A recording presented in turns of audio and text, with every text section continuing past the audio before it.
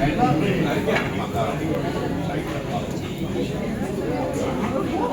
ঢুকে যাবো ছোট ধুতি পরে যেতাম, জামাই যদি বেরিয়ে ঢুকে যাবো। সবাইকে নিয়ে হ্যাঁ, বড়দিন ভালো কেটেছে, খুবই মজা করে মানে কাটিয়েছি। আমি সবসময় যেরকম কবিরকে বলতে থাকি, কাবিয়া খুব ছোট তাই জন্য ওকে খুব একটা বোঝানোর স্কোপ হয়নি। কবিরকে বলতে থাকি সারা বছর তোমাকে ভীষণ ভালো ছেলে হয়ে থাকতে হবে, তাহলে স্যান্টার কাছে গিয়ে গিফট পাবে। ওইটার লোভে ও সারাটা বছর একটু ভালো হওয়ার চেষ্টা করে। তোমার সেন্টার থেকে পাওয়া প্রিয় গিফট? হ্যাঁ, তোমার সেন্টার? বাবা গো, আমার স্যান্টা আমি নিজে না, কিন্তু সত্যি আমি এই বছরটা দুগ্গা দুগ্গা করে খুব ভালো কেটেছে, প্রফেশনালি আবার আর পার্সোনালি তো ডেফিনেটলি। কবির আর কাবিয়া একসঙ্গে খুনসুটি করতে করতে বড় হচ্ছে আর চোখের সামনে, এর থেকে ভালো দিন আমার মনে হয় না। মানে ওরম ভাবে শুরু আমার দিনটাই সবসময় হয়, প্রত্যেকদিন ওটা দিয়েই আমার শুরু। আর তাছাড়া প্রফেশনালি তিন একদম ভিন্ন রকমের ছবি রিলিজ করেছে।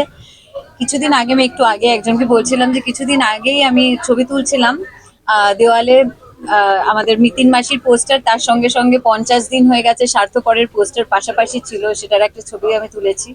কারণ আমি যে খুব ঘন ঘন ছবি করি তো তেমন নয়, কিন্তু এবছরটা কিরকম একটা তাড়াতাড়ি দুটো ছবি রিলিজ করেছে, আর দুটো একেবারে ভিন্ন ধরনের ছবি, আর দুটো ক্যারেক্টার একেবারে আলাদা ক্যারেক্টার। তো তাই জন্য আমার কাছে এটা খুবই বড় পাওনা যে এত এত মানুষের এত ভালোবাসা পেয়েছি দুটো ছবি থেকে। স্বার্থপর তো 50 ডেজ, তো সে এখন অনেকটাই স্ট্রং আর এগোচ্ছে। আর মিতিন সবে শুরু হয়েছে, গতকাল থেকে যেরকম টেনশনে ছিলাম, অনেক টেনশনটা রিল্যাক্সড আছে, কারণ ভালো ভালো রিয়াকশন পাচ্ছি বলে। রঞ্জিত স্যার কি আজকে দেখবেন নাকি দেখা হয়ে গেছে ছবি? বাবা একবার দেখে নিয়েছেন, কিন্তু আজকে আবার মানে আমি বাবাকে জিজ্ঞেস করলাম, বাবা তুমি তো দেখে নিয়েছো, তুমি কি আবার আসবে? কি বলছিস তুই, আসবো তো নিশ্চয়ই, কোথায় কোথায় আসবেন, মা আর বাবা দুজনেই আসবেন। কি রিয়াকশন দিল?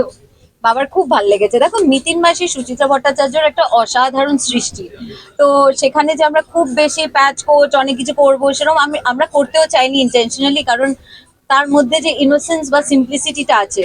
কারণ সুচিত্রা ভট্টাচার্য যে সময়টা বসে একটা সিনেমা এরকম ধরনের একটা ছবি মানে একটা গল্প লিখেছিলেন, এত সেন্সিটিভ একটা গল্প, আর মহিলাও ওই সময় দাঁড়িয়ে এত প্রোগ্রেসিভ। কারণ তখনকার দিনে যে মানে কি বলবো, যে যে খুন্তি নাড়ছে, আমি যেটা আগেও অনেকবার বহু জায়গায় ইন্টারভিউতে বলেছি, যে এক হাতে খুন্তি নাড়ছে অন্যদিকে রিভলভার তুলছে, সেটা একদিক থেকে এখন যেরকম আমাদের সমাজ চলছে, বিভিন্ন মানুষ বিভিন্ন রকম সব মহিলারা কর্মক্ষেত্রে দেখে বোঝাই যাবে না সে আবার বাড়িতে এসে একেবারে একজন গৃহিণী।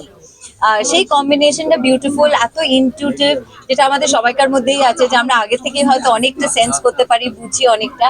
তো এই সব জিনিস নিয়ে মিতিন মাসি আর মিতিন মাসির তাই জন্য ভালো লাগছে যে এই গল্পটা আবার করে এত এত এত ভালোবাসা পাচ্ছে।